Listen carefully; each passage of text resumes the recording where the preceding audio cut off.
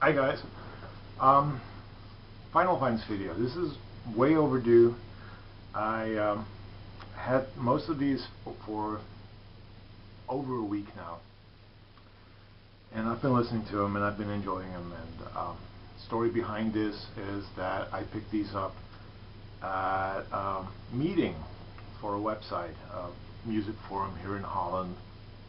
And normally I work on Saturdays, but this particular Saturday I was off, and I was able to go, so I went, and I enjoyed myself immensely. It was a lot of fun meeting up with people whose name you only know, and one person who I knew through the YouTube final community. That's Father, and yeah. I will try my best to do more of these meetings, to go to more of these meetings, because it was a lot of fun. It does cost you some money, but oh well. Before I show those records, I got something in the mail, a little package from Polyvinyl, which featured some Deerhoof stuff. This is Deerhoof and David Bazan, or Bazin, I don't know how you pronounce his name. He's from Pedro the Lion, and this is one of their the Deerhoof series, where other artists make new lyrics for Deerhoof songs. This is pretty good. It's on blue vinyl. It's limited to 2,000 copies. It's not the reason why I picked it up. I just love Deerhoof. And at the same time, I pre-ordered this. This is the new re-release of Reveal, and it's one of their more experimental albums, and I love it. Lately it's been going for crazy prices, the original copy. So when I heard this was going to be released, I was like, yeah, I'm getting that, no doubt. It's on this beautiful, like, blue, ocean blue marble vinyl. It's just a great album. Now I really hope they will continue re-releasing Deerhoof albums, even the ones that were never ever available on vinyl. So good stuff.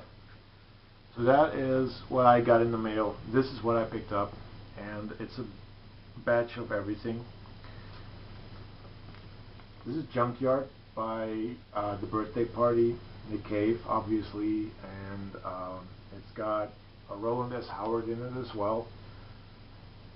It's wow. If you gotta hear this if you like Nick Cave. This is a lot more raw. It's dirty. It's filthy. It's just amazing. I believe, I don't know precisely, but I think it's an original copy on 4AD from 1982. But it's a killer album, and yeah. If you don't own this yet, but you do like Nick Cave, go on, pick up Birthday Party. Good stuff. Before the meeting, however, I was a little early, so I went to a Goodwill that I know in that particular town, which was Nijmegen, and I picked up 4 LPs. This is one of them. These are all in alphabetical order, by the way. This is De Film, which is a Danish band, Danish synth pop band. There's a little biography in there, a little note that explains how they got their name. Basically, they went past a movie theater that had a sign which wasn't completely working. It was missing one letter. The sign originally said Den Film, and the N was missing, so it said De Film, which is funny because that's a Dutch word meaning the movie. This is pretty okay synth pop. The cover is really nice. Just look at that. I hope you can see it. This print all over the front cover. But the album is pretty nice, and I picked it up based on the cover, and it's not that bad. This is freaking amazing. Fever Tree, their first album. It's not an original copy on Uni. It's a reissue from 1972 on MCA. But this is just killer psych. I love this. This is just very freaking good. Just, if you love psych music, this is something to get. I knew these guys, I think from one of the videos in the vinyl community, but this is really good stuff. Moog. People kind of dismiss Moog as silly music, as, you know, just joke music. Well, there's a couple of musicians out there that I regard very highly, and I don't think of them as creators of silly music. It sounds kind of weird and silly, but it isn't. It's just brilliant. And one of them is Jean-Jacques Perret.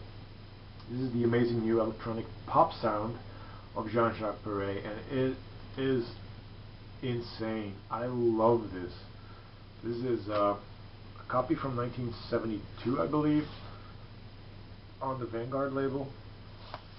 I don't think this is an original copy, but it is killer. This is insane, futuristic music. It's just killer stuff. Listen to this if you think Moog music is silly, and you will be surprised. This is just amazing. This I also found at that Goodwill. Livewire, no fried, nothing special. I picked it up based on a name on the back, Simon Boswell, which I don't know which one he is. He's a soundtrack composer, and there's a note in here as well. See, another biography, and it tells of them, of their sounds being quite similar to the Police, and yeah, it is, but the Police are better. Just good, 1980s, you know, new wave. This has been picked up by a lot of people in the vinyl community, so I'm not going to spend a lot of words on it. This is the Mahavishnu Orchestra, The Inner Mounting Flame, and I agree, this is a monster album. The thing is, people call this jazz fusion. I don't really hear the jazz in here. Maybe the guitar work, but it sounds more prog to me. So personally, to me, this fits in the prog category. I just love this. This is killer stuff. It's amazing. Another monster record is this. This is Mark Stewart and the Mafia, Learning to Cope with Cowardice.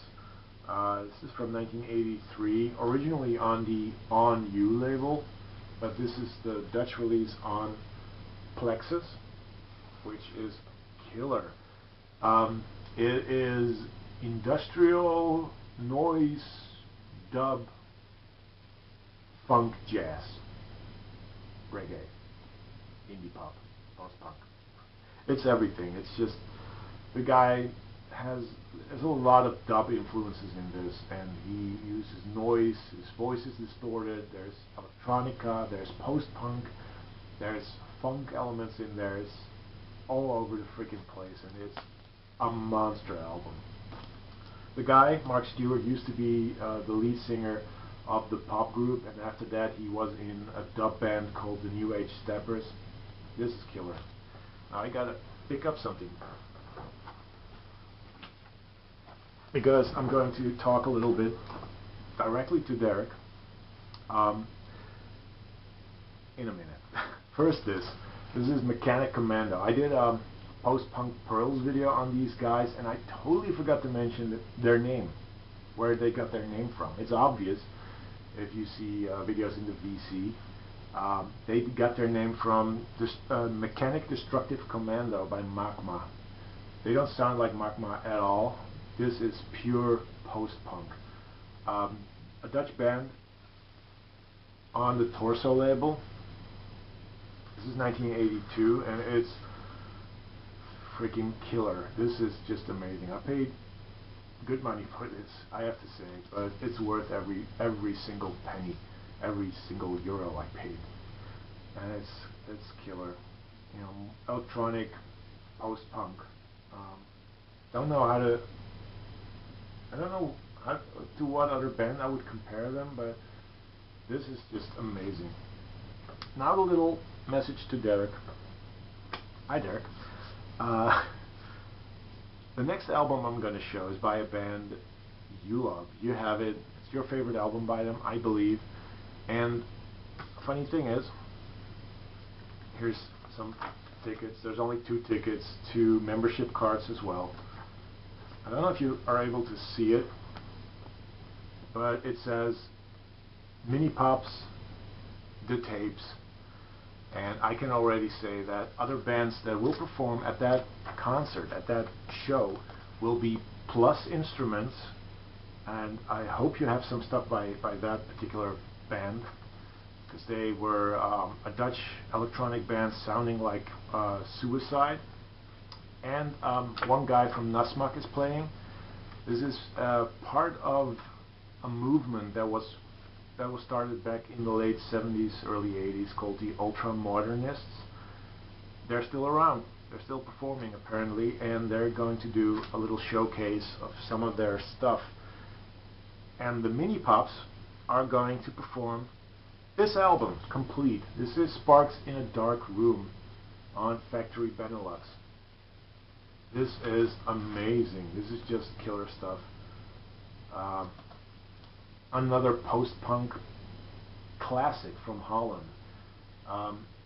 People who dismiss Dutch music should really check out early 80s post-punk stuff, because they were ahead of their times. Highly influenced by the British post-punk sounds. Not respected in Holland at all. They were quite popular in England, but in Holland still no one really recognizes them. But this is a great, great album.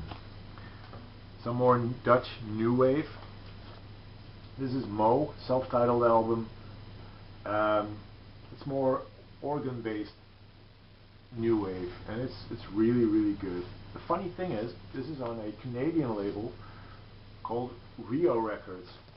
So this is a Dutch band that had a normal record deal in Holland, who also had their album released in Canada, and I'm picking up that release in Holland again. So it's kind of weird. I love the cover art. The music is pretty good, and I wasn't expecting post-punk or anything. I was expecting some new wave, and I got just what I expected. That was at Goodwill as well, as was this.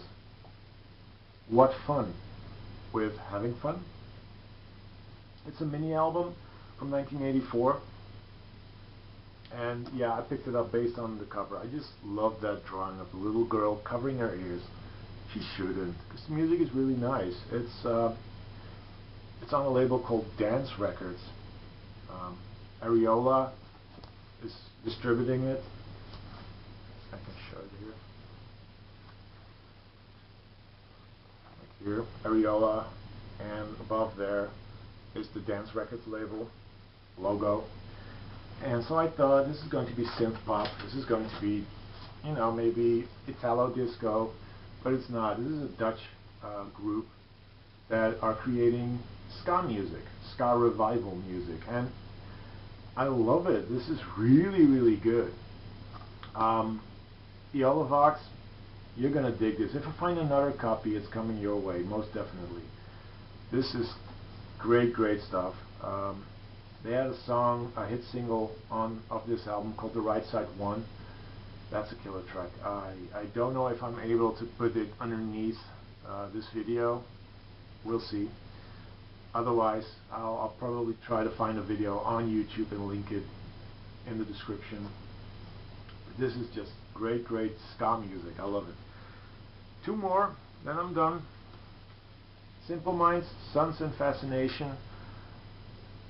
Early Simple Minds, can't go wrong with that. This is from 1981. They were sounding pretty freaking dark and very electronic, not at all like their Don't You Forget About Me period. You know, that's fine. I like that, but this is killer stuff. If you love just very dark synth pop, kind of small post-punk influences, check this out. This is killer stuff. And the last one, Third Base. This is the Cactus album, their debut album on Def Jam. This is hip hop, and it's got some freaking great samples, lots of Sly Stone, lots of jazz. I like it. This is back in 1988. I think they were one of the first all-white rap groups that got respect from the African American hip hop community. And if you hear them rap, you don't know they're white. They totally hated Vanilla Ice, by the way, but well, I hated Vanilla Ice too back then. Anyway, the Cactus album, some good hip hop. That's it. That's my little update. I got more records that I'll probably be showing later on, but this is my music meeting batch, I guess. So have a good one. Peace.